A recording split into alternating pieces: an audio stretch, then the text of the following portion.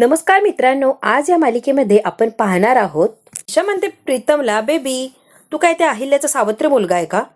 तुला गॅरंटी आहे तू जर अहिल्याकडे पैसे मागितले किंवा प्रॉपर्टी मागितली तर अहिल्या एक कवडी सुद्धा देणार नाहीये. त्यामुळे तू गॅरंटी सांगतो की मी तिला पैसे मागणार नाही. पण अरे, तिचा सावत्र मुलगा असल्यासारखी तुला वागणूक देते, मग याचं तुला वाईट वाटत नाही का प्रीतम बेबी? दिशा आता मुद्दाम या प्रीतमला भडकावून देत असते. दिशा म्हणते, अरे जग जाहीर आहे, किर्लोस्करांच्या घरातला एकुलता एक व्हायला गेलेला एक नंबरचा नालायक मुलगा आहे.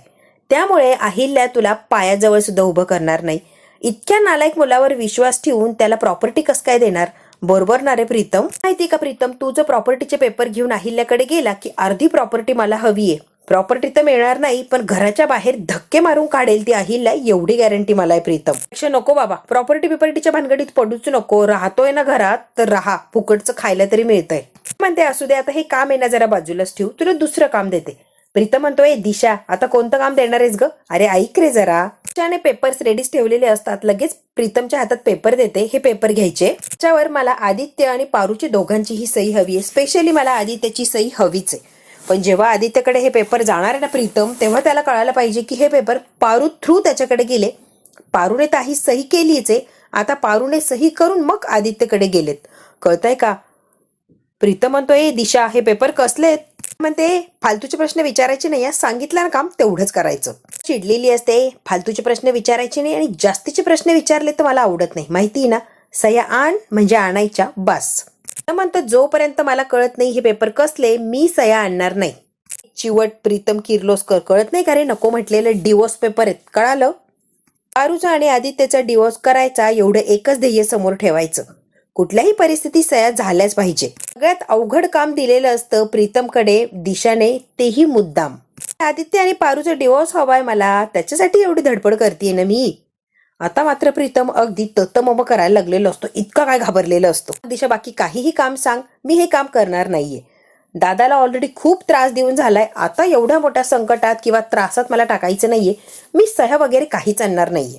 ए प्रीतम, तुला आठवतो का रे तुझ्या बायकोचं डोकं कसं फुटलं होतं? फक्त डोकं फुटलं होतं, आता गोळी चालेला, लक्षात ठेवायचं.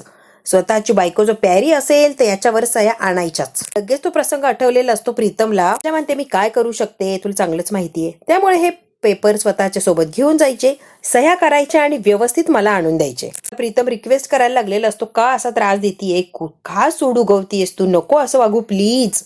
दिशा म्हणते, मला काहीही सांगू नको आणि मी काही ऐकणारही नाही. हे पेपर न्यायचे, सह्या करायच्या आणि पेपर परत आणून द्यायचे, कळालं? एवढंच सांगायचे, आता लगेच बाहेर व्हायचं. असं नको करू दिशा प्लीज, ती बिचारी आहे. ए बिचारी नाहीये ती, तिच्यामुळे माझं किती नुकसान झालंय तुला अंदाजा सुद्धा नाहीये. तिने मला पुरतं बर्बाद केलंय, आता मी सुद्धा तिला बर्बाद केल्याशिवाय काय सोडत नसते. त्याला सगळा काही प्रसंग आठवलेला असतो, तिच्या लग्नाच्या वेळेला झालेला अपमान, सगळं काही. दिशाला कसं लग्नातून पोलिसांनी ओढत खेचत नेलेलं असतं, प्रत्येक वेळेला तिचा अपमान झालेला असतो, बिझनेसमध्ये नुकसान झालेलं असतं आणि प्रत्येक वेळेला दिशा तोंडावर पडलेली असते. हा सगळा काही प्रसंग आठवत असतो आणि दिशा म्हणते की हे सगळं जे झालं ते फक्त आणि फक्त पारूमुळे झालं. पारूमुळे माझी बहीण सुद्धा मला गमवावी लागली, हे तर मी कधीच विसरू शकत नाहीये. माझी बहीण माझ्या डोळ्याने जळताना बघितली आणि मी काहीच करू शकले नाही, हे मी कधीच विसरणार नाहीये प्रीतम. त्यामुळे मला सूड उगवायचा आहे, त्यामुळे पारूला डिवोर्स हा द्यायलाच लागणार.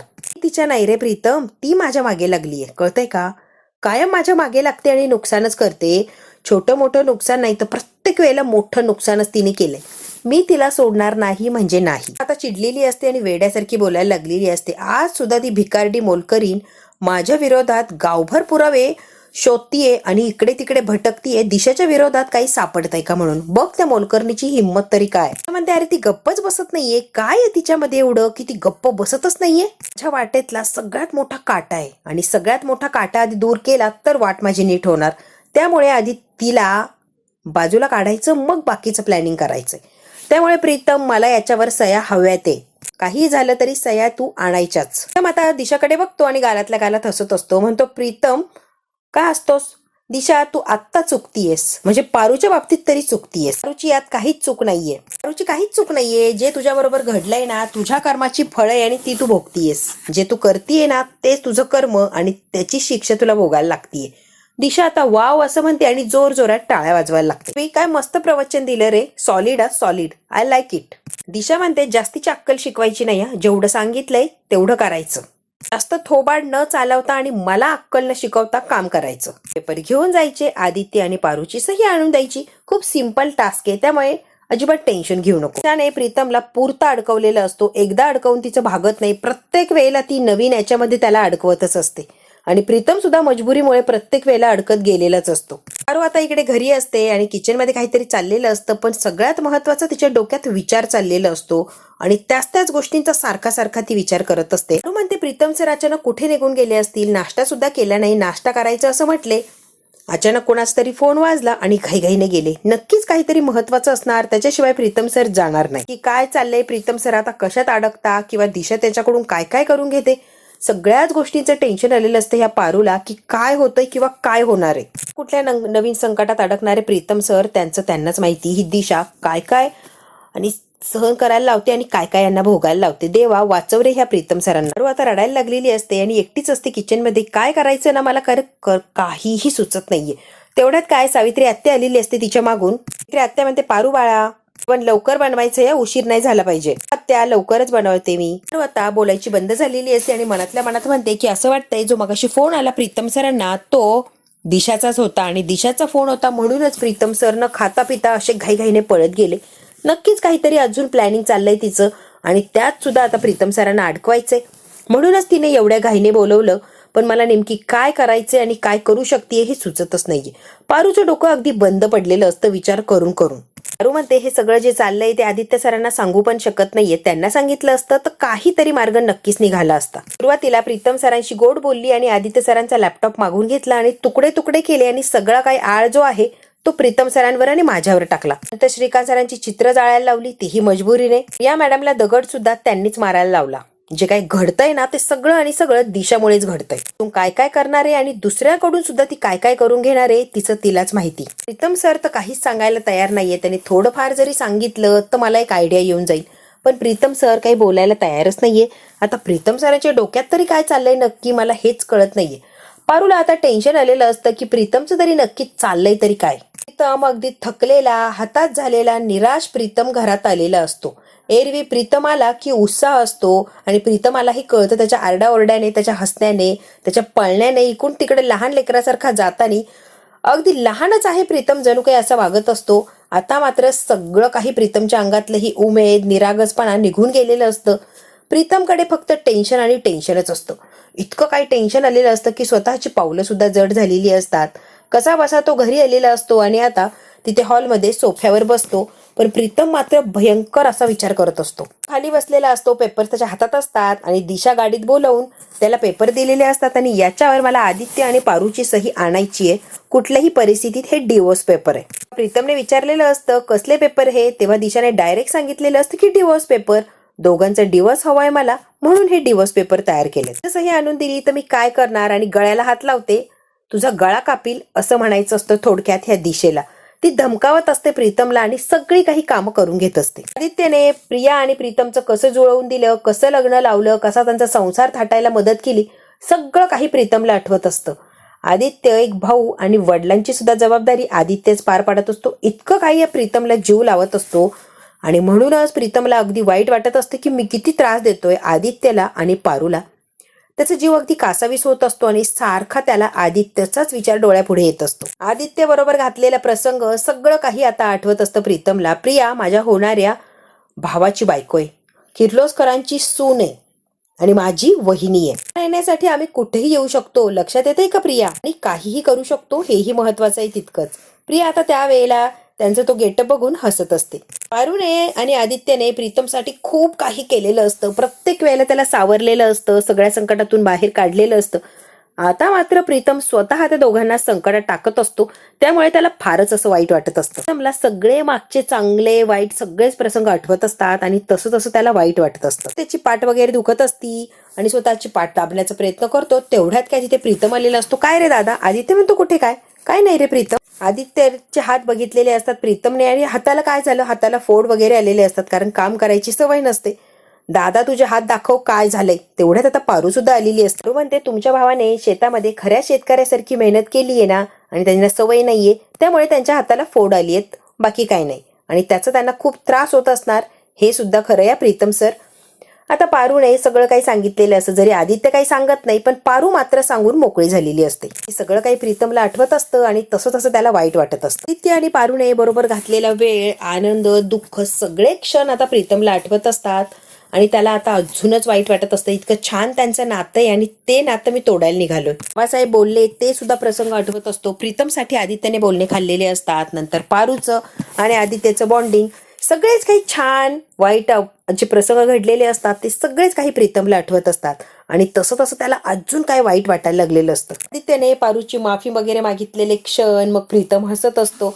सगळे काही गमती जमती सगळ्या त्याच्या डोळ्यापुढून चाललेले असतात. जणू काही आता हे सगळं काही प्रीतम अगदी शेवटचं आठवून घेतो की काय. आदित्य आणि पारूचं प्रेम कसं बहरलं किंवा कसं एकमेकांना प्रपोज केलं आणि त्यामध्ये प्रीतमने कशी मदत केली आदित्यला, हे सुद्धा आदित्यला आठवत असतं, प्रीतमला आठवत असतं. आणि प्रीतम म्हणतो अरे दादा आता काय तिला घरी सोडायला चालला का, जाईल की, जवळच घर आहे तिचं. आणि मुद्दाम जोर जोरात हसायला लागलेलं असतो. आणि पारू मधला बॉन्ड किती स्ट्रॉंग आहे, किती स्ट्रॉंग आहे. काही झालं तरी ते एकमेकांना कधीच सोडणार नाही आणि जरी एकमेकांना सोडलं तर ते एकमेकांशिवाय जगू शकणार नाही.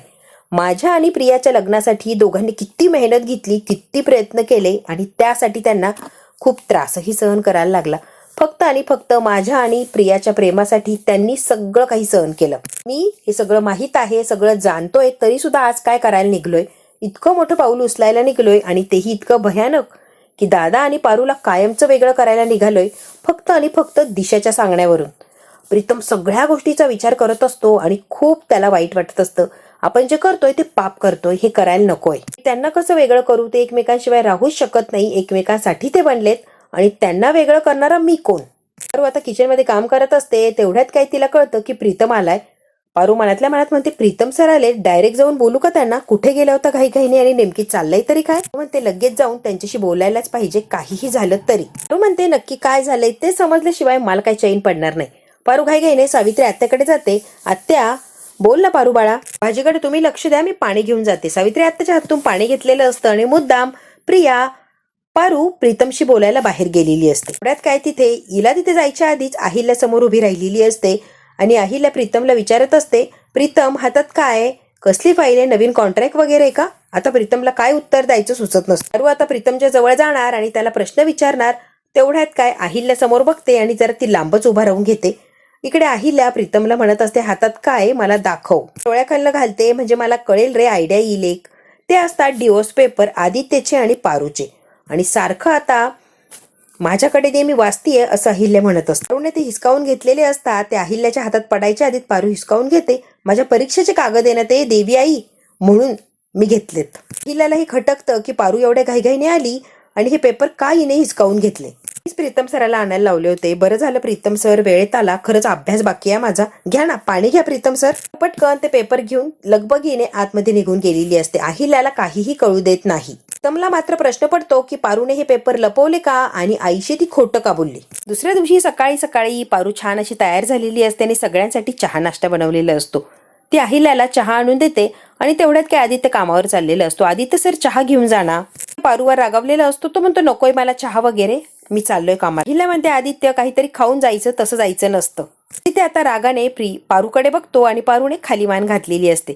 आदित्य म्हणतो आई ऍक्च्युली खरंच उशीर होतोय ऑफिसला जायला, प्लीज मला फोर्स करू नको. आता तेवढ्यात काय प्रीतम सुद्धा आलेला असतो. फोनवर फोन येत आहेत की लवकर या ऑफिसला, त्यामुळे प्लीज मला जाणं गरजेचं आहे. इथे खात बसलो तर टाइमपास होणार, जाऊ दे मला. आदित्य चाललेला असतो. तेवढ्यात काय प्रीतम म्हणतो दादा आणि घाईघाईने प्रीतम आदित्यच्या जवळ आलेला असतो. काय झालं रे प्रीतम, अरे पेपर्स आहे, यावर तुझी सही हवी होती, प्लीज एवढी सही करतो का. मुद्दाम प्रीतम जेव्हा आदित्य घाईत आहे तेव्हा आलेला असतो सही करायला. ते म्हणतो कसले पेपर आहे. प्रीतम म्हणतो अरे वॉटर टँकरचं जे डील केलं होतं ना, वॉटर टँकरचं, त्याच्यावर तुझ्या सह्या राहिल्या होत्या, त्या सह्या काही महत्वाच्या आहेत, तेवढ्या सह्या कर, मग ते काम होऊन जाईल. कर ना दादा तेवढ्या सह्या प्लीज. म्हणजे अगदी घाई उठवलेली असते की घाईघाईने एवढ्या सह्या कर. आदित्य सुद्धा घाईत असतो. तो म्हणतो पेन दे, एकदा वाचून घेऊ का. प्रीतम म्हणतो अरे सगळं काही ओके, मी वाचलंय सगळं, डिस्कस करूनच केलंय ना, मग सारखं सारखं तेच काय. तिथे आता न वाचता कशाचाही विचार न करता फक्त प्रीतमवर प्रेम असतं म्हणून विश्वास ठेवतो आणि लगेच सही करायला लागलेला असतो.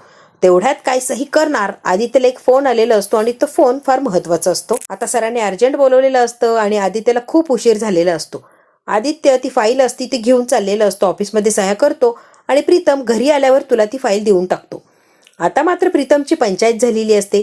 याने जर ती फाईल ऑफिसला नेली आणि व्यवस्थित वाचली तर याच्या लक्षात येईल की ही डिवोर्स पेपर आहे आणि मग आदित्य चिडणार, यात काही शंकाच नाही. आता अर्जंट आहे, 2 मिनिट लागले असते रे सही करायला, पण आदित्य मात्र ती फाईल घेऊन निघून गेलेला असतो आणि प्रीतम तिथेच उभा राहिलेला असतो. पारूला प्रश्न पडतो की एवढा आदित्य घाईघाईने गेला आणि प्रीतम का त्याला थांबवण्याचा प्रयत्न करत होता.